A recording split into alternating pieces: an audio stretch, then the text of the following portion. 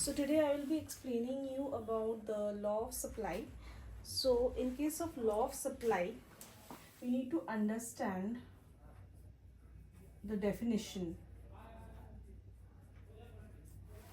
The law of supply states that when price increases, the supplier will increase the quantity supplied, and when the price falls, the supplier will going to decrease the quantity supplied. Here we consider only price as the factor. The other factors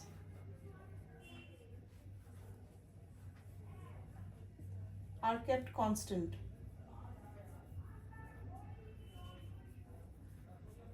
Or remains constant. These are basically the factors, are basically the determinants.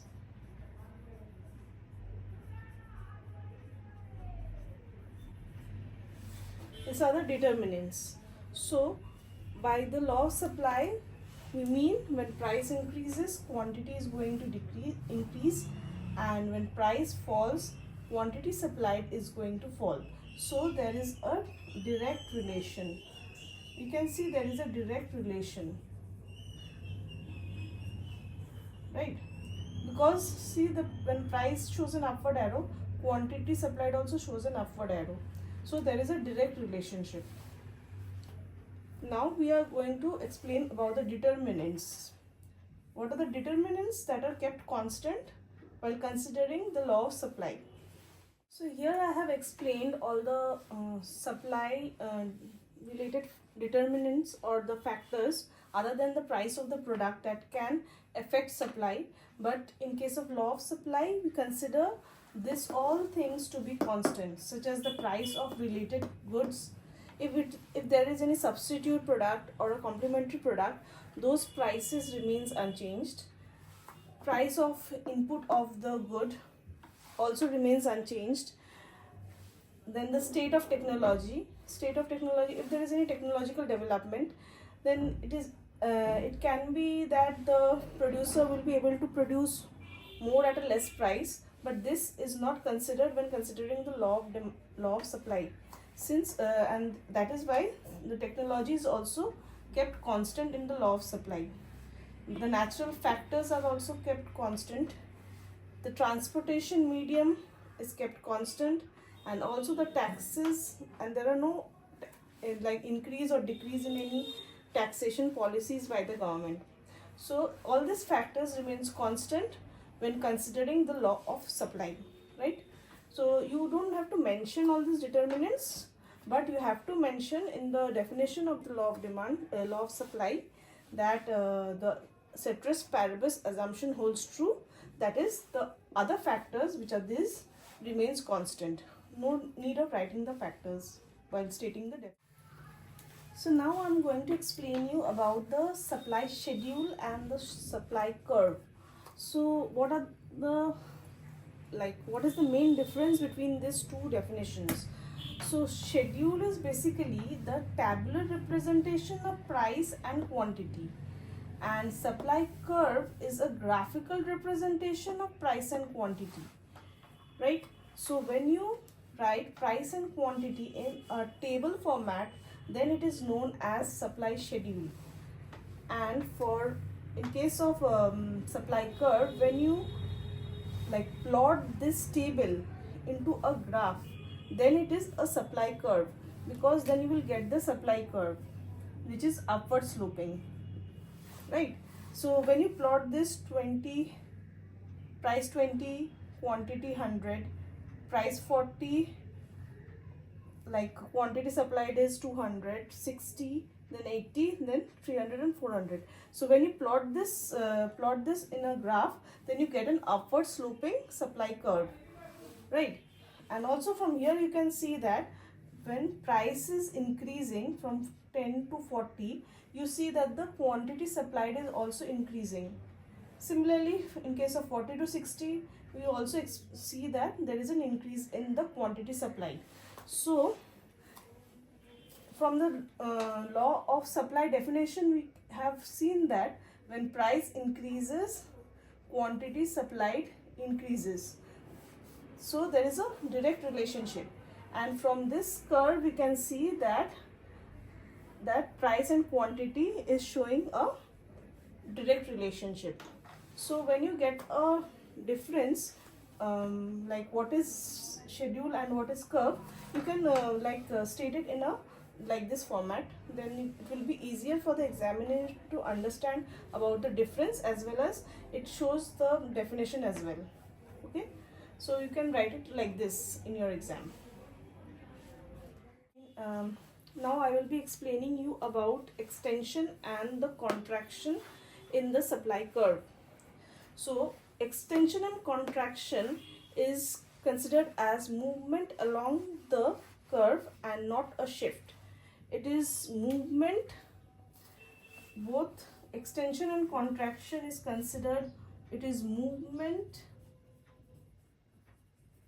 along curve. It's not a shift. It's not a shift of the curves. Not shift of the curve. Here we consider only one curve, that is the supply curve, right? So it is the movement along the curve. Extension, when we plot the graph, that is the quantity and the price,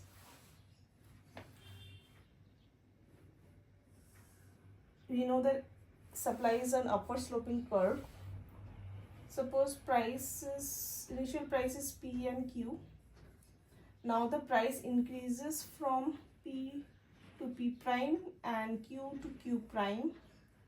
Now this increase is denoted by, see, an extension of the supply curve, right? This is an extension, which is the movement along the curve.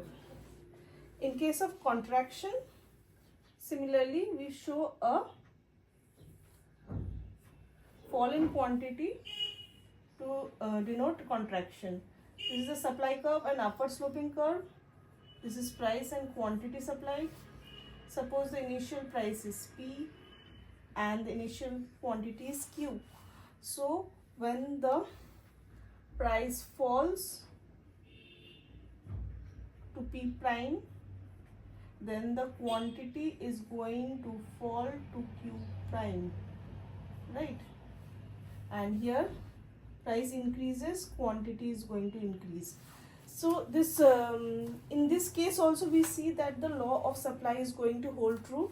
Since price increases, here quantity is going to increase, and in case of this also we see that when price falls, quantity supplied is going to fall. So for extension and contraction, we see that there is movement along the curve and there is not a shift. This is not a shift of the curve, but a movement along the curve, right? So in case of extension and contraction, I will be explaining about the shift in supply curves.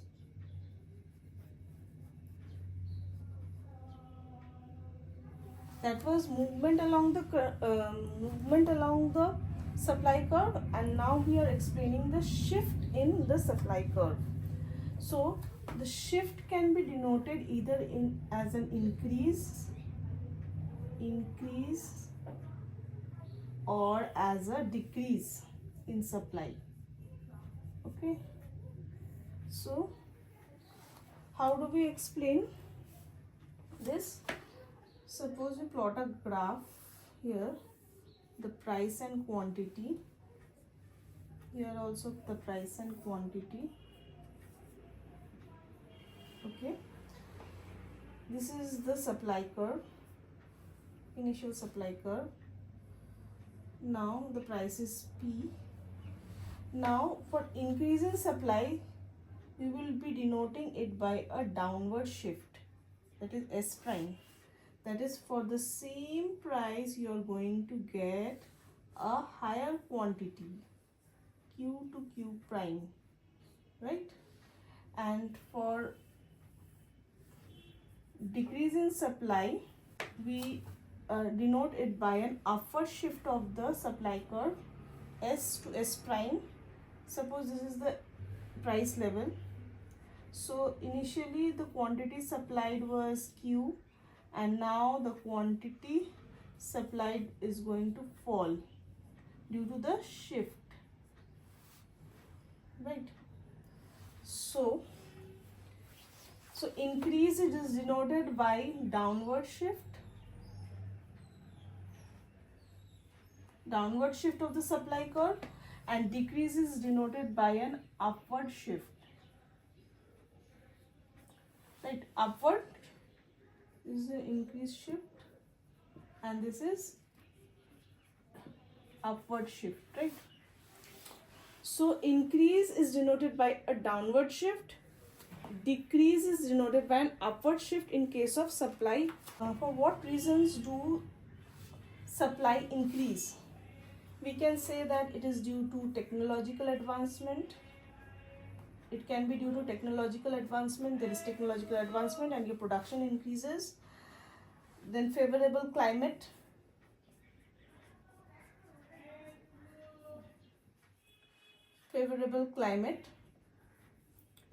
Maybe suppose there is some production you are doing which is most favorable in case of hot climate, but in case of humid climate your production tends to decrease. So in case of hot climate your production is going to increase, that is the quantity supplied will be increasing. Similarly, in case of decrease in supply, what are the factors that causes decrease in supply? Suppose outdated technology.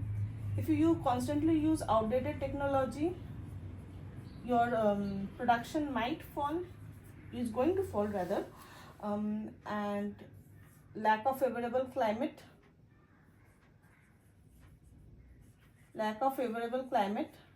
because favorable climate might affect your production if your quantity production is related to the changes in the weather, right? So the shift in the supply of curve is going to be determined by increase or a decrease, and this increase could be due to technological advancement, then favorable climate maybe, and there may be other aspects as well. I'm not mentioning those right now, but you can mention those as well. What are the things that would help increase the supply of product, right? So this is denoted by shift, that is either increase shift or a decrease shift. Decrease shift is due to these factors and increase shift is due to these factors. So it's better to explain in like this, like a tabular form with graphs, and also explaining about what are the factors which affect the increase in the supply. Okay, that's it.